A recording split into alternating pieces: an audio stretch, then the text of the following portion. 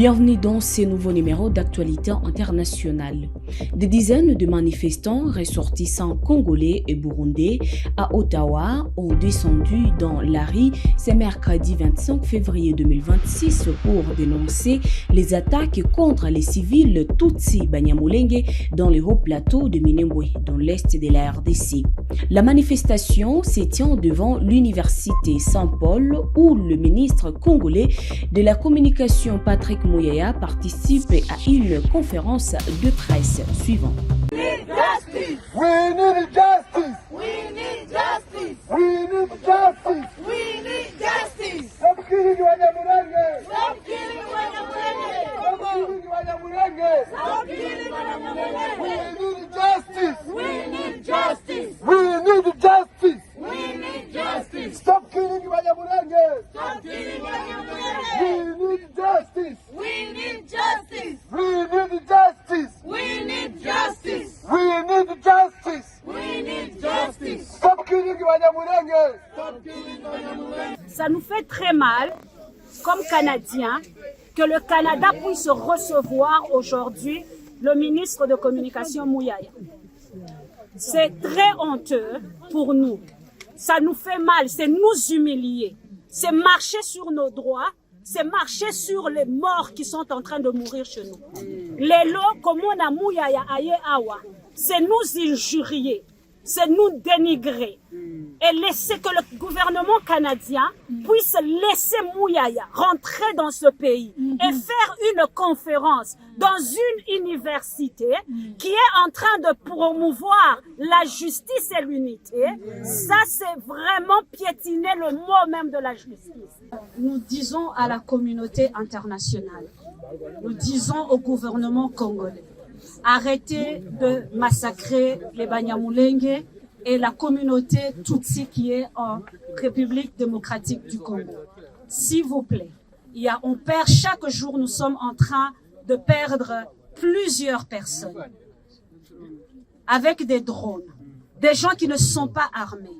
On tue nos femmes dans les villages et plusieurs, on les découpe.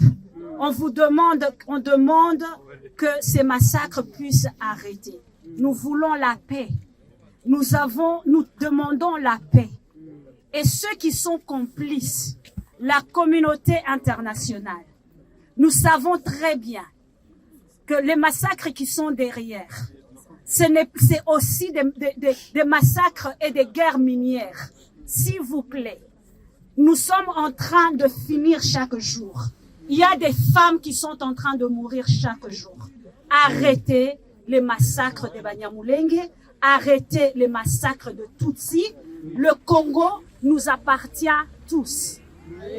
La MONUSCO a reçu le 26 à Goma le général Charles Nakempa et une délégation de 5 membres du mécanisme conjoint élargi de vérification, plus pour une visite de courtoisie en amont du suivi du cessez-le-feu au Sud Kivu. Le chef de bureau, Gani Har, le commandant de la force adjoint par intérim général Salil Mohan Padman, ont réaffirmé l'appui de la MONUSCO aux activités connexes. Le 25 février 2026 à Goma, la MONUSCO a accueilli le général Charles Nakempa et une délégation de 5 membres du mécanisme conjoint de vérification élargi plus en prélude au suivi du cessez-le-feu au Sud Kivu. La mission a réaffirmé son soutien aux activités connexes. La délégation a indiqué que son plan d'action 2026, désormais finalisé, sera partagé avec la MONUSCO, a déclaré la mission onusienne sur son compte X. Le 23 février, une délégation conjointe MONUSCO-CIRGL est arrivée à Uvira pour préparer le déploiement du mécanisme conjoint de suivi de cessez-le-feu. Objectif, engager les acteurs, évaluer les conditions de sécurité, d'accès et de logistique pour un suivi crédible.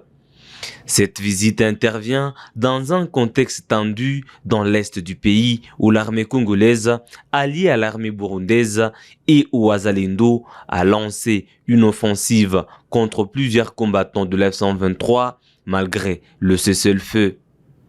La mise en œuvre du mécanisme demeure conditionnée à la signature du MOU que le régime de Kinshasa refuse à ce jour d'apposer. Dès lors, il ne peut y avoir de mécanisme sans l'AF123. C'est un raccourci dangereux pour l'impartialité et la crédibilité de cet organe, a déclaré Yannick Tissola, directeur de cabinet du coordinateur l'AF123, Corneille Nangaa. Le gouvernement congolais et le mouvement politico-militaire AF123 ont signé le 2 février 2026 un document sur le mécanisme de surveillance du cessez-le-feu, chapeauté par le MCV et plus. Ce mécanisme vérifie sur le terrain, enquête sur les violations, surveille la situation sécuritaire et humanitaire et transmet ses rapports au comité. Au Sénégal, le Premier ministre Ousmane Sonko a fait pression pour qu'un projet de loi double la peine maximale d'emprisonnement pour les pratiques homosexuelles, la faisant passer de 5 à 10 ans dans le cadre d'une répression plus large à l'encontre de personnes LGBT. Suivons. Une personne qui aura commis un acte contre nature sera punie d'un emprisonnement de 5 à 10 ans. Donc, et d'une amende de 2 millions à 10 millions de francs. L'on sans préjudice des autres peines. Si l'acte est commis avec un mineur, le maximum de la peine sera prononcé. Le juge ne pourra prononcer le sursis, ni réduire l'emprisonnement au-dessous du minimum de la peine prévue à l'alinéa 1 du présent article.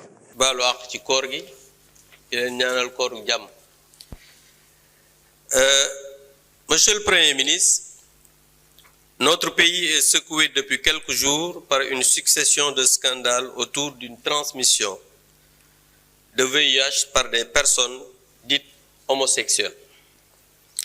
Cela a relancé de façon insistante l'engagement que vous aviez pris de criminaliser ces délits.